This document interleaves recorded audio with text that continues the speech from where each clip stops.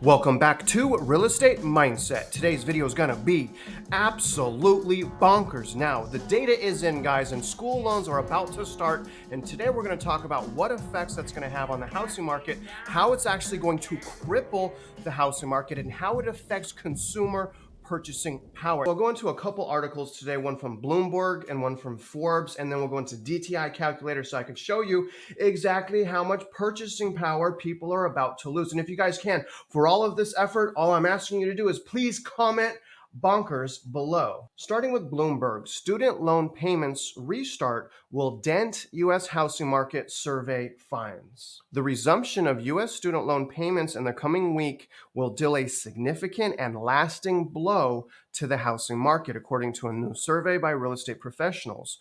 Home purchase applications fell to the lowest level in a generation last week, and demand may be depressed even further when the pandemic era freeze on student debt ends in October, according to a poll conducted. And remember, you guys, that has been on freeze for about 3 years, well past COVID. This goes on. About 70% of student loan borrowers, amounting to some 30 million people, are between the ages of 25 and 49, a time of life when many Americans typically look to set up a new home, perhaps as they get married or have children. You guys, boomers are just going to continue to do well. You know, the difference between boomers and millennials right now, I mean, geez Louise, it is a huge difference.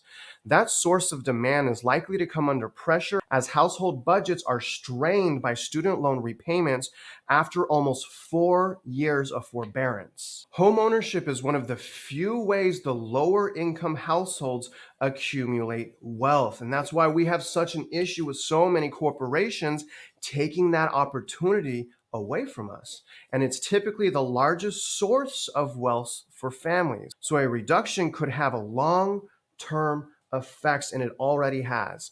More than 3/4 of the survey respondents said that resuming federal student loan payments will have a negative impact on their home ownership lasting a year or more, and 40% said it will last 3 years. So this pie is from student loan holders that are saying how long it's going to take them to recover from the payments that they've already had. So this is not new. They've already had these payments. It's just they've been on pause for 3 years, and a lot of people got used to that.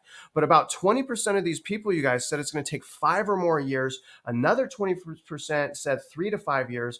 Really astonishing, with only 11% of those 40 million Americans saying that it will have no effect on the home purchasing. So it's clear, because this information is straight from the source. Many Americans are terrified on what's going to happen once these student loan debt payments start. And obviously, consumers right now have been propping up the housing market. And honestly, it's really shocking how strong that consumer propping up has actually been. And I get it. We had quantitative easing in March, hurt my soul. It actually changed my soul. But nevertheless, this is probably going to be that straw that breaks the camel's back. And to show you guys how much that monthly payment will affect purchasing power, what I'm going to do is access this mint.com home affordability calculator.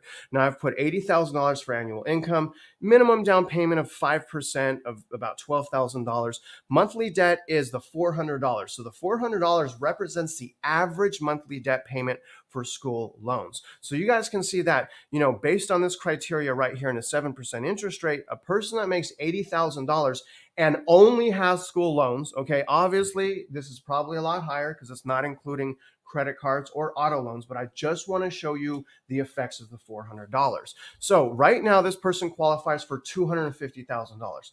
Obviously, that's much less than the median and average existing and new construction home price.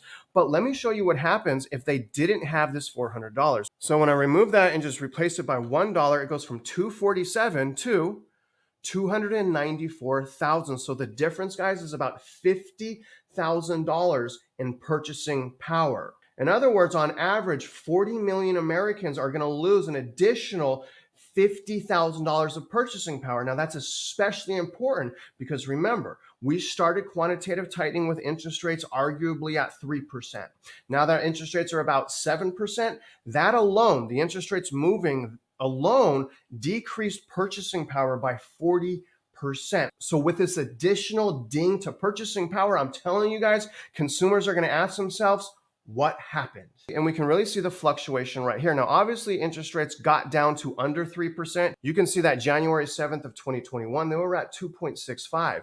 They've jumped all the way up here. And remember, for every 1 percentage point change of interest rates, that represents roughly a 10% reduction in consumer purchasing power. So just this interest rate change right here alone crippled the housing market, but not enough because there's still consumers purchasing. So once we have that additional $400 payment, you guys can see how the consumer is getting absolutely wrecked right now. And I really feel sorry for all the people that purchased a home without their school loans even starting, because those people are going to be in for a absolutely rude awakening. Let me give you guys some more stats. This is from Investopedia. Name of this is student loan debt the next financial crisis? Well, it's certainly going to be for some people, especially the people that didn't prepare. Although the great financial crisis feels like a lifetime ago, the world hasn't let its guard down unless you haven't been through it yet. Like most millennials have never been through this, and I believe that's why we see so much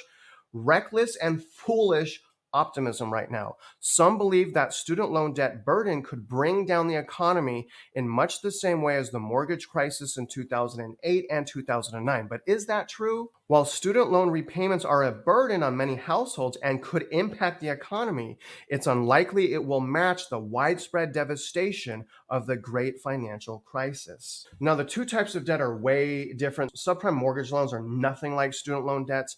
Very different, but I do want to point out a couple key takeaways. Federal student loan debt has reached somehow a whopping $1.57 trillion as of 2023, down surprisingly from $1.77 trillion in the previous quarter. That represents the second highest category of consumer debt, right under mortgages. Just to put this in perspective, a lot of people have student debt.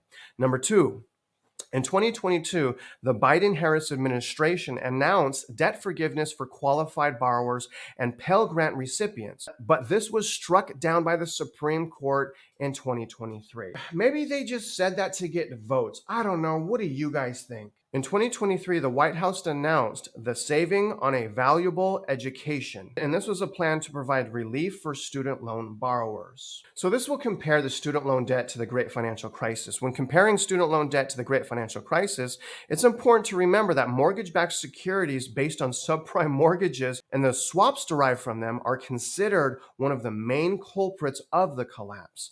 A housing boom in the years that led up to the crash created an abundance of mortgage approvals by lenders who issued subprime loans to people, and this is the important thing, who couldn't afford them. So in reality, the great financial collapse, when we really look at it, yes, deregulation of lending restrictions was a catalyst. I was a loan officer through the entire thing. I wrote loans, you guys. I sold these loans. I know all about it. I can tell you the reason why the collapse is the loan deregulation put consumers in danger. It put consumers in a situation to where they could purchase a house, but they couldn't afford it when things started getting hard.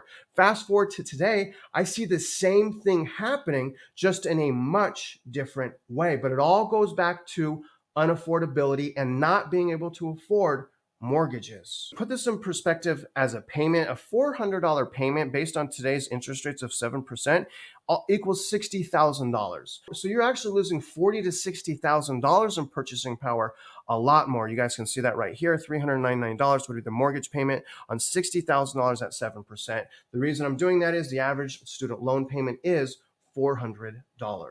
Based on my calculations and observations, I'm going to say that approximately additional 18% in purchasing power is about to get completely crippled and destroyed once these student loan payments start. So when we add roughly 18% to the already 40 to 45%, you guys, consumers lost about 60 or more percent in purchasing power from quantitative tightening till now. And I really want you guys to understand how important that is. And think about it, guys. If people continue to get their purchasing power crushed, when the Federal Reserve eventually does lower rates and these sellers that have this golden handcuff effect come back into the market and start listing their properties, who's going to be left to buy them? The entire market will implode if there's not a continuation of obsession and extremely toxic purchasing right now. The entire housing market will implode, because one of the only reasons right now that home prices are even being sustained is the obsession and the fear of missing out. Now, obviously, there's these one-off people that are purchasing real estate right now and getting